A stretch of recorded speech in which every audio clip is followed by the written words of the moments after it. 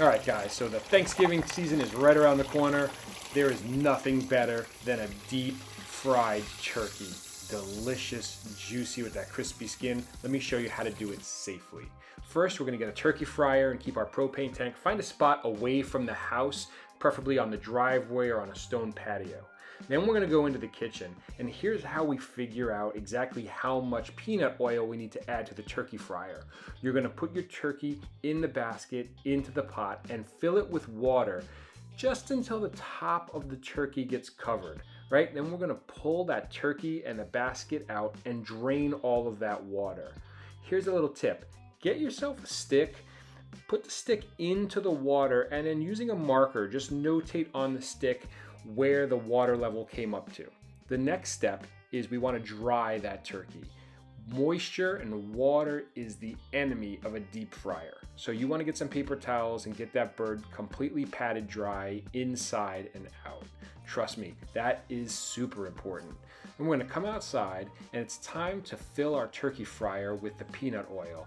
Now you've got the stick and you've got that little level marked off so you know exactly how high to fill it.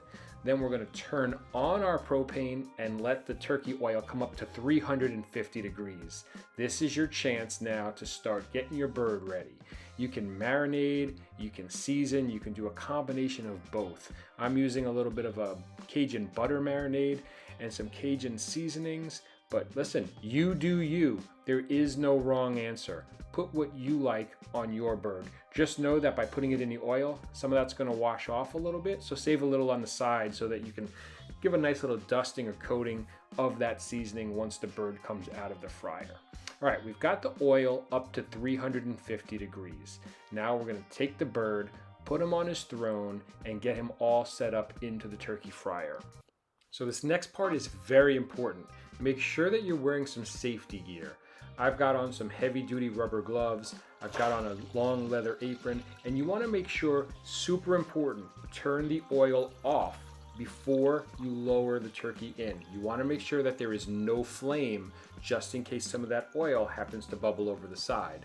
Once you've got the turkey safely in the pot, then you can go back, turn the flame back on, put the lid on, and just keep an eye on it. Make sure we're hovering at about 350 degrees. One of the best things about deep frying a turkey is it's super fast. You only need about 3 to 4 minutes per pound, meaning this 10-pound turkey took only 35 minutes to cook.